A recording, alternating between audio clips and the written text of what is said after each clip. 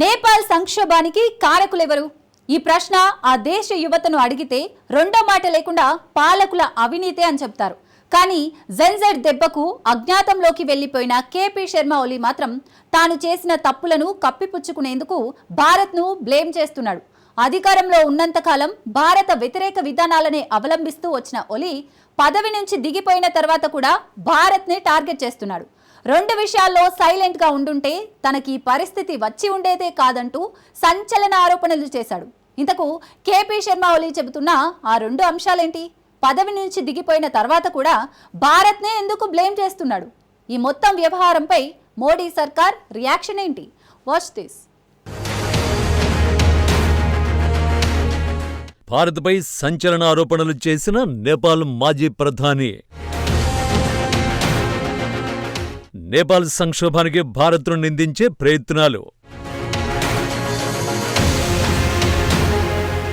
KP Sharma ఓలీ release చేసిన సంచలన లేఖలో అసలేముంది?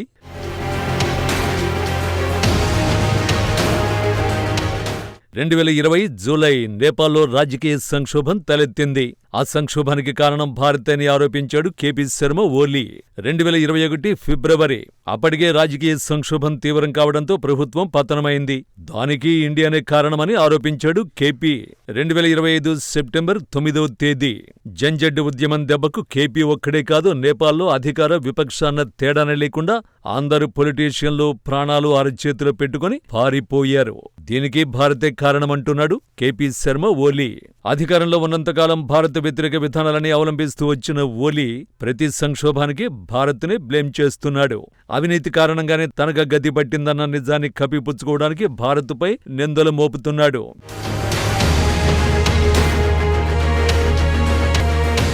ఘోర అవమానకర రీతిలో పదవి నుంచి తప్పుకున్న తర్వాత కేపీ శర్మ ఓలీ ఓ లెటర్ విడుదల చేశాడు.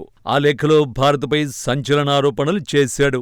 రాముడు అయోధ్యలో పుట్టలేదు అన్నందుకే తాను పదవిని కోల్పోవలసి వచ్చిందని సంచలన వ్యాఖ్యలు చేశాడు. లిపులేఖు కాలాపాని లింపియాధురాలు నేపాల్ భూభాగాలేనని మళ్లీ చెప్పాడు. కేపీ నేపాల్ విడిచి దుబాయ్ పారిపోయాడన్న వాదన వినిపిస్తున్నా లేఖ ప్రకారం ఆయన అక్కడే శివపురి బ్యారెక్లో భద్రంగా ఉన్నాడని తెలుస్తోంది. అక్కడి నుంచి పార్టీ పేరుతో కేపీ ఓలీ బహిరంగ లేఖ విడుదల చేశాడు. ఇందులో లిపులేఖు కాలాపాని లింపియాధురపై నేపాల్ వాదనలతో సహా జాతీయ సమస్యలపై తన దృఢమైన వైఖరిని మరోసారి పునరుద్ఘాటించాడు. దాంతోపాటు శ్రీరాముడి జన్మస్థలం అయోధ్య కాదని నేపాల్లో ఉందని పాతపాటే పాడాడు. దేశానికి సంబంధించిన నిర్ణయాలు చర్యల విషయంలో జాగ్రత్తగా ఉన్నానని, ఈ కఠిన వైఖరి వల్లే తాను అధికారాన్ని కోల్పోయానని, అవే తన రాజకీయ పతనానికి కారణమయ్యాయని చెప్పుకొచ్చాడు. సహజంగా తాను చాలా మొండివాణ్ణని, అదే లేకపోతే తాను చాలా కాలం క్రితమే వెనక్కి తగ్గేవాణ్ణని చెప్పుకొచ్చాడు. తమ దేశంలో జరుగుతున్న ఆందోళనలకు భారత్ కారణమని ఓలీ పరోక్షంగా ఆరోపించాడు.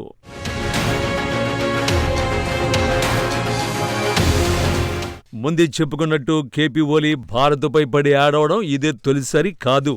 తనను తాను కాపాడుకునేందుకు భారత్ను టార్గెట్ చేయడం అతడికి అలవాటే. రాముడు అయోధ్యలో పుట్టలేదనడం, లిపులేఖు కాలాపాని లింపియాధుర ప్రాంతాలు తమవేనని వాదించడం అందులో భాగమే. జూలై నెలలోనే కేపీ శర్మ ఓలీ శ్రీరాముడు మావాడే అంటూ వివాదాస్పద వ్యాఖ్యలు చేశాడు. శ్రీరాముడు నేపాల్లోనే జన్మించాడని, వాల్మీకి రాసిన అసలైన రామాయణం ఆధారంగానే తానీ మాట చెబుతున్నానని తెలిపాడు. ఇక్కడితో ఆగలేదు. రామ జన్మభూమి అయోధ్య కాదు, తమ దేశమేనని ప్రచారం చేయడానికి ఏమాత్రం వెనకడవద్దని నేపాల్ పౌరులకు పిలుపునిచ్చాడు. ఇదే సమయంలో శివుడు, విశ్వామిత్రుడు కూడా నేపాల్లోనే జన్మించారని, ఈ వివరాలన్నీ వాల్మీకి రాసిన రామాయణంలో ఉన్నాయంటూ అడ్డగోలుగా వాదించాడు. నిజానికి రామజన్మస్థలంపై వివాదాస్పద వ్యాఖ్యలు చేయడం ఇదే తొలిసారి కాదు. 5 ఏళ్ల క్రితం ఇదే సమయంలో సేమ్ కామెంట్స్ చేశాడు. 2020లో అసలైన అయోధ్య తమ దేశంలోని చిత్వాన్లోని ధోరీలో ఉందని వాదించాడు. రాముడు ధోరీలోనే పుట్టాడని, దశరథుడు పుత్రకామేష్టి యాగం చేసిన ప్రాంతం కూడా తమ దేశంలోనే ఉందని వాదించాడు. కానీ కేపీ మాటల్ని సొంత ప్రజలే లెక్క చేయలేదు. ఎందుకంటే రాముడు అయోధ్యలోనే జన్మించాడని వారికి తెలుసు కాబట్టి. ఇక మరో వివాదం లిపులేఖు కాలాపాని లింపియాధుర ప్రాంతాలు.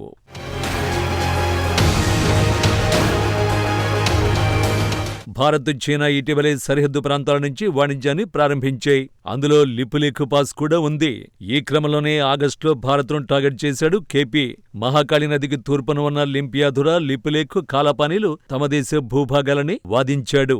తమ మ్యాప్లోనూ ఇదే స్పష్టమవుతోందన్నాడు. ఇప్పటికే ఈ విషయాన్ని చైనా ప్రభుత్వానికి కూడా తెలియచేశామన్నాడు. భారత్ నేపాల్ మధ్య ఉన్న సరిహద్దు సమస్యను దౌత్య చర్చలతో పరిష్కరించుకునేందుకు తాము సిద్ధంగా ఉన్నామని తెలిపాడు.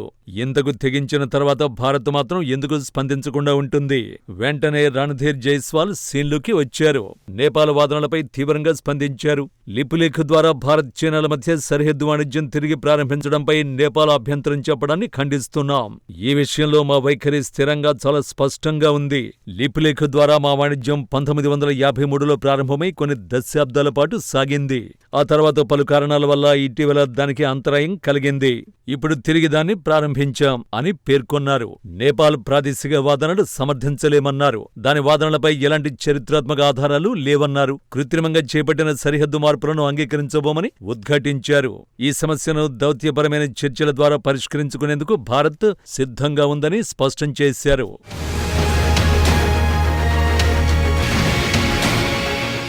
నేపాల్ సంక్షోభానికి కారకులు ఎవరు అన్న ప్రశ్నకు సమాధానం అందరికంటే ఎక్కువ ఆ దేశ ప్రజలకి తెలుసు. నేతల అవినీతి, బంధుప్రీతి, బాగుపడని బతుకు రీతి. ఈ మూడే యువతను కేపీ ఓలీ ప్రభుత్వంపై తిరగబడేలా చేశాయి.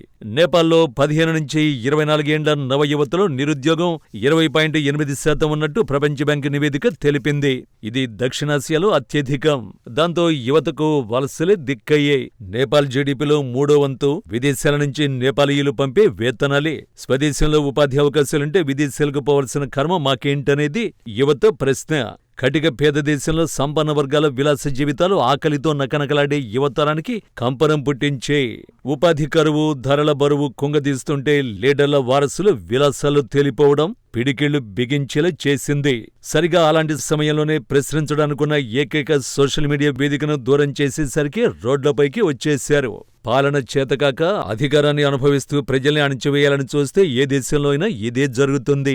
దీనికి భారత్ వంటి పరాయి దేశ రాజకీయాల్లో వేలుపెట్టే అలవాటు లేని దేశాలను నిందించి ప్రయోజనం లేదు.